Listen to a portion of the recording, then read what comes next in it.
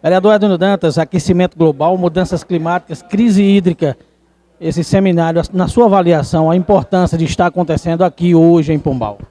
É fundamental, é uma discussão que deva ser ampliada e que deva realmente chegar em todos os lugares, porque, como tem no folder do convite, nós somos a primeira geração a sentir os efeitos das mudanças climáticas.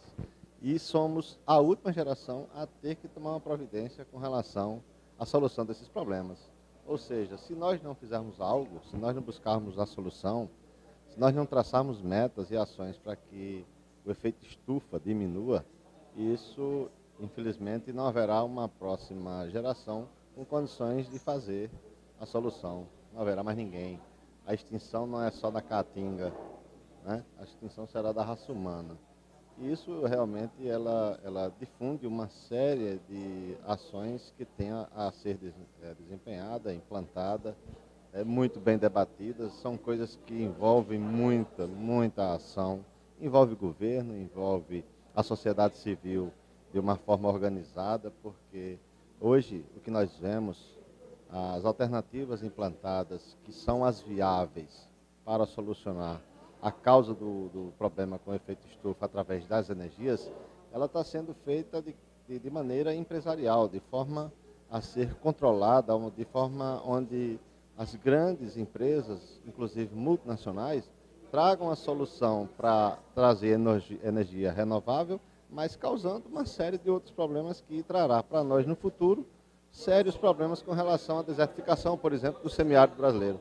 Então, eu acho interessante, fundamental que a organização da sociedade civil se fortaleça cada vez mais.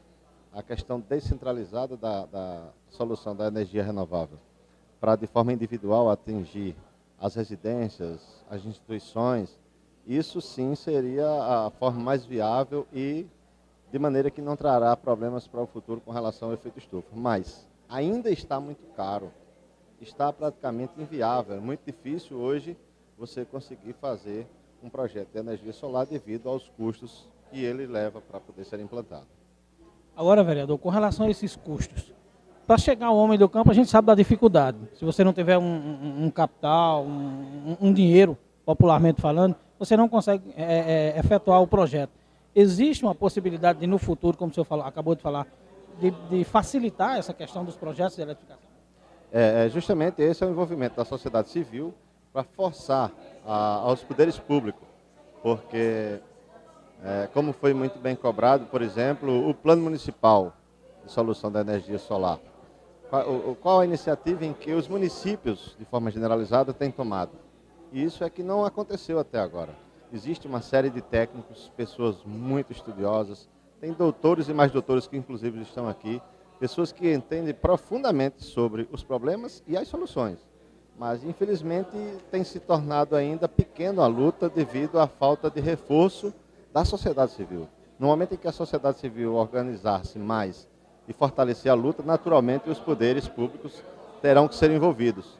E aí, de forma bem tranquila, eu vejo o seguinte: por exemplo, a implantação de um parque da energia eólica na Paraíba, como está sendo implantado, ele traz enormes benefícios, mas trará problemas.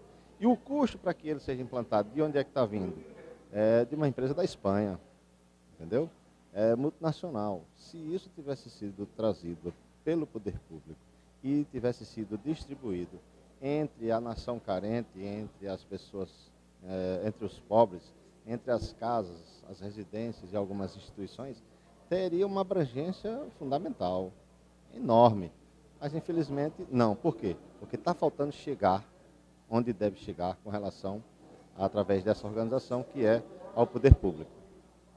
Quando você fala em poder público, inclusive a professora Ricélia citou na sua fala a importância de provocar a Câmara Municipal, provocar, claro, no bom sentido, para que seja discutido, para que seja debatido, para que seja impulsionado para a sociedade esse tema. A Câmara vai se engajar, vereador, nesse assunto? Nós seremos, como diz aquele ditado de Betinho, né? A beija-flor levando a sua gota d'água para o incêndio. Mas nós iremos assim trabalhar. Nós temos a necessidade de fazer porque cada um faça a sua parte e Deus por todos. Nós teremos que abrir esse debate no Poder Legislativo para que o município de Pombal, não a Câmara, mas o município, possa desenvolver o seu plano energético. É necessário. Nós já temos a implantação, inclusive através dessa mesma organização que está realizando o seminário, algumas placas solares implantadas em Pombal. Em frente à prefeitura, por exemplo, existem placas de energia solar com lâmpadas funcionando todos os dias. E qual o valor está sendo dado àquilo? Né? Aquilo ali foi colocado para que servisse de espelho e que servisse de exemplo para que pudesse disseminar aquilo para outros órgãos. Mas, infelizmente, até agora ficou naquilo. É isso que a gente tem que explorar e entender o porquê de não ter já se expandido em outros setores. A gente tem observado, como na fala da secretária Poliana Dutra, do governo do estado, a questão da indústria da seca, que é paliável, é paliativo, não resolve de imediato. Você também é contra essa questão dos carros-pipa, de usar como indústria da seca e de não trazer uma solução tipo postos artesianos, vereador? Veja só, é uma outra temática, mas é interessante se debater porque a questão que vai fazer com que não tenha necessidade de uso de carro-pipa seria necessário, com certeza, a implantação de novos reservatórios de água. E isso, infelizmente, os últimos a serem feitos na nossa região foi em 1942. Né? Então, de 42 para cá, quantos períodos de seca já se passaram? E o que foi feito para que isso fosse amenizado? Hein? Praticamente nada. É necessário se construir mais reservatórios. Isso faria a substituição da utilidade do carro-pipa. Agora, infelizmente, diante de um período em que nós nos encontramos de 6 anos consecutivos de falta de chuva, não tem outra solução no seu carro-pipa. Não estou aqui defendendo a perpetuação do carro-pipa, mas é uma realidade em que, com a atual situação que nos encontramos, é a solução única e viável. E o que é que o vereador Edno Dantas vai levar na bagagem após esse seminário? Olha, o que eu vi ali de interessante, tudo que foi dito é interessante, mas algo que me chamou a atenção foi a questão da descentralização da geração da energia, para que a utilização dela seja feita através das pessoas de forma descentralizada e não de forma comercial, como está sendo construído e implantado no Estado, através, por exemplo, dos parques eólicos de uma multinacional.